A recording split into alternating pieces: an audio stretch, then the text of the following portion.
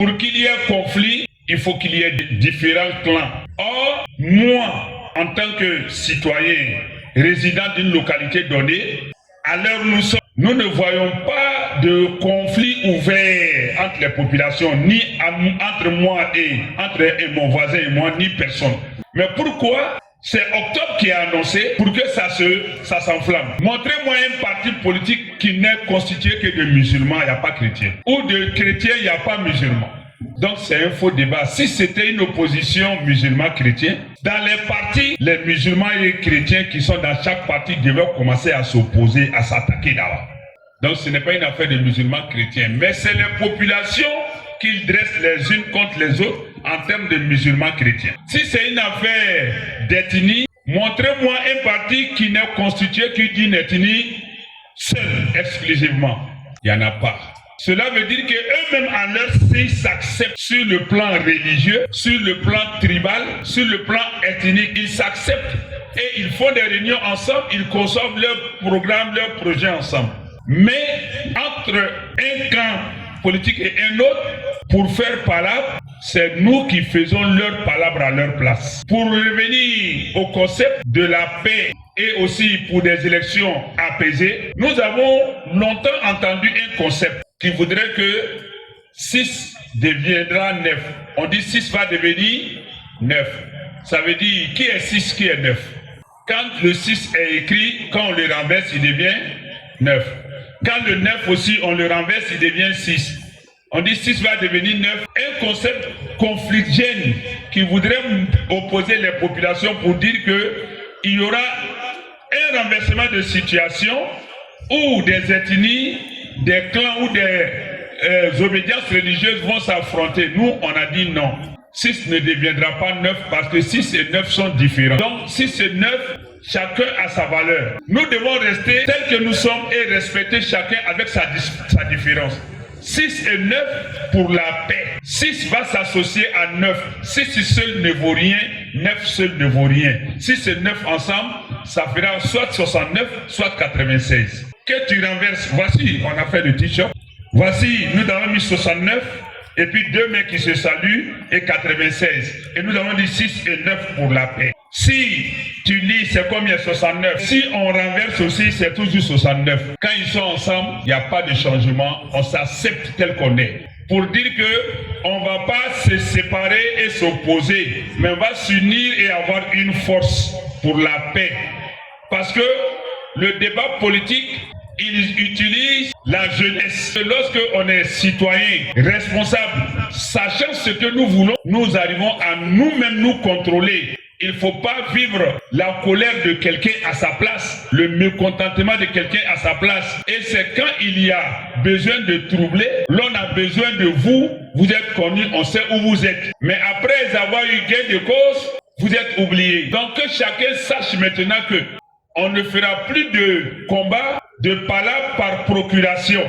Comme on le dirait souvent, il ne faut pas que quelqu'un tombe malade et toi tu meurs à sa place. Ça, ce débat ne doit plus être d'actualité. Ce n'est pas pour la politique que ton ami de longue date ou ton voisin de longue date qui n'est pas de la même ethnie que toi, qui n'est pas de la même région que toi, qui n'est pas de la même religion que toi, tu vas te mettre à l'insulter ou à t'en prendre à lui. Dans une même famille, je dis bien dans une même famille, il peut y avoir des musulmans et des chrétiens. Chez nous les Sénoufos, dans la même famille, il y a musulmans, il y a chrétiens. Si c'est un problème musulman-chrétien qu'on veut présenter le débat politique, donc dans la famille où il y a un musulman, il y a un chrétien, ils vont s'opposer parce que c'est une affaire de musulmans chrétiens. Non.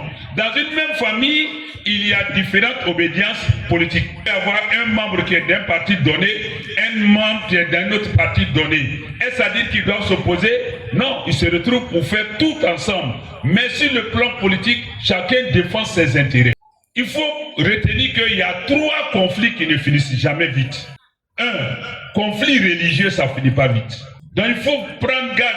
Et les politiciens, les mauvais politiciens, jouent sur la fibre religieuse. Conflit ethnique, ça ne finit pas vite. Et le conflit territorial, ça ne finit pas vite. Politiciens ont taille. Idjanyamo, oli idjanyamo, motafo mwoma mukose itugula kalsako. Nga, anye barakeni hakili yangana keni niye.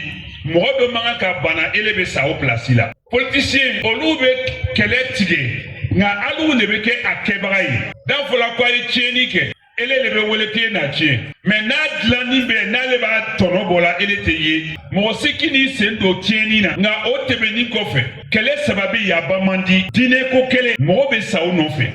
Chia ko kele mo be sawo no fe. Tukukolo ko kele ate mo to. Pour dire que nous sommes tous, que tu sois Bété, Baoulé, Doula, Sénoufo, Maouka, de quelques nationalités aussi, nous sommes tous des mêmes hommes et d'une même femme. Et Allah a fait de nous des peuples et des ethnies, pas pour qu'on diverge, mais pour que dans notre différence, nous puissions nous connaître mutuellement et nous unir. Personne n'est mieux que l'autre.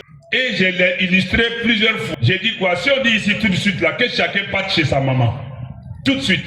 Que chacun parte chez sa maman. N'a fola kene kako beita bafe. Moi aussi soroy. Personne ne trouvera personne en place.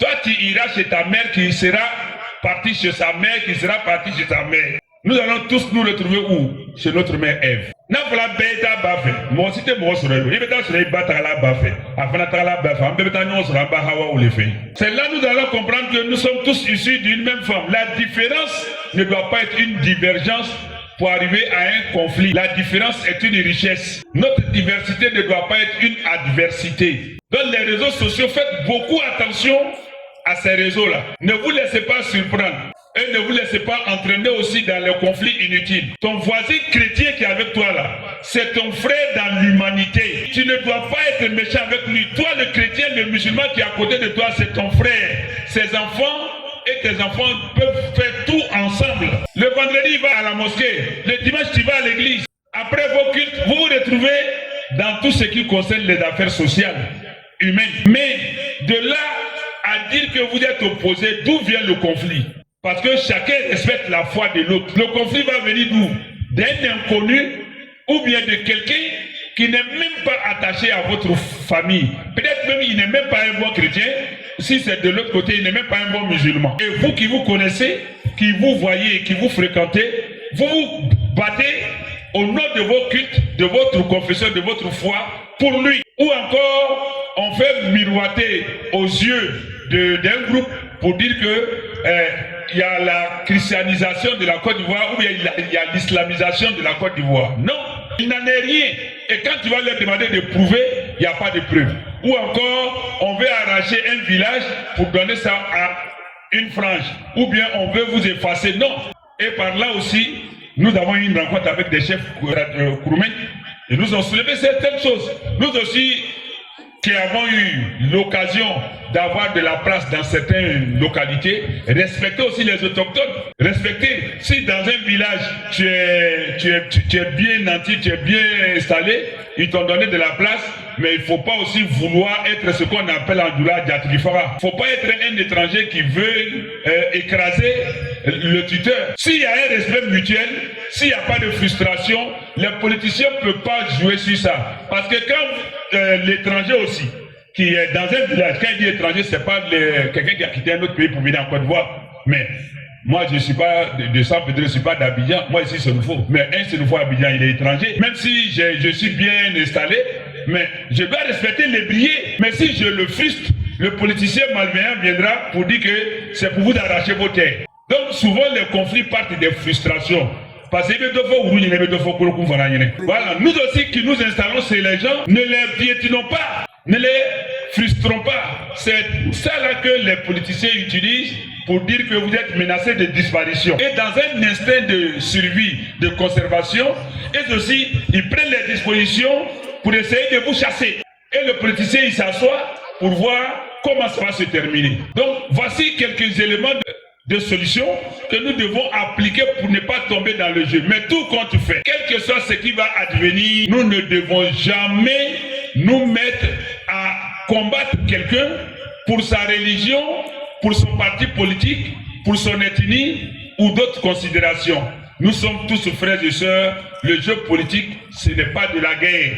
Et il s'agit plutôt du pays. Et puis quand tous ces partis-là vont faire leurs activités, tout le monde fait l'hymne national. Quand l'opposition se retrouve, ils disent faisons l'hymne national. Ça allie au terre avec le drapeau. Quand le parti opposé aussi à eux se retrouve, c'est salut au taille le drapeau. À ce moment-là, si c'est pour le même drapeau, d'où vient-il qu'on veuille mettre les populations en conflit ou qu'on veuille mettre le pays à feu et à sang? Donc ici, là, nous devons sortir de ce débat. D'abord, on n'est pas en palabre avec quelqu'un, on n'est pas en palabre avec une religion, on n'est pas en palabre avec une ethnie, on n'est pas en palabre avec nous-mêmes, on est en palabre avec personne. On exprime sa position dans la légalité, tu vas au vote, tu votes comme tu veux. Mais pour ce qui est des conflits, ne rentre pas dedans. Entre eux, politiciens, ils savent comment gérer ça. Des gens qui ont des dents solides, quand ils se battent pour un cure-dent là, toi qui n'as pas de dents là, tu n'as pas ta place là-bas. Donc ici aussi, ça va interpeller même les guides religieux. Nous, les guides religieux, chrétiens, musulmans et d'autres bords, nous devons avoir le discours de réconciliation. Un discours rassembleur. Je l'ai dit plusieurs fois. On dit, mieux vaut dire 1000 fois une parole que de dire 1000 nouvelles paroles. On peut revenir sur la même parole 1001 fois, ça ne dégoûte pas. Je l'ai dit, moi je suis musulman, je suis imam. Mais dans ma mosquée, il y a les partisans de tous les partis qui sont parmi mes fidèles, comme aussi de toutes les ethnies. Il peut y avoir Baoulé, Bété, et puis il y en a même d'ailleurs Gouro, Atié, Serufo, Koyaka, Maouka, tout cela dans ma mosquée. Est-ce que moi je peux dire que le jeu politique c'est une affaire de doula contre les non-doula? Non, parce que tous ceux-là sont parmi mes fidèles. Je ne peux pas parler d'un parti au détriment d'un autre, parce que tous les partis politiques peuvent avoir leurs militants dans ma mosquée. Et même, ce n'est même pas une affaire d'ivoiriens contre non-ivoiriens, parce qu'il y a aussi des non-ivoiriens qui sont dans ma mosquée. Donc, quand on est guide religieux, on doit aussi être neutre, impartial.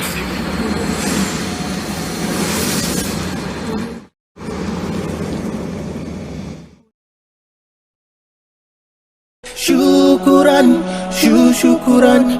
I'm so grateful for everything that I have now. La voix de la sagesse